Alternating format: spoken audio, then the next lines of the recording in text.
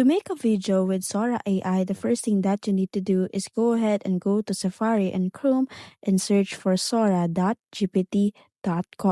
And then you can go ahead and press on the login options. Once you press on the login options, you can now go ahead and choose which word you like to sign in. And then what you need to do is go to the uploads option.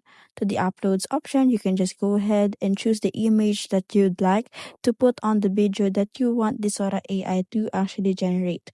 Or you can just go ahead and go to the describe your video page, and now you can go ahead and add some prompts right there. So let's say, for example, you have already added your prompts. What you need to do is to click on the plus button that you can see at the left side, and now you can just go ahead and upload more image that is aligned with the prompts that you are actually doing. And now you can just go ahead and edit the presets of the video, and then afterwards you can now go ahead and click on the done options.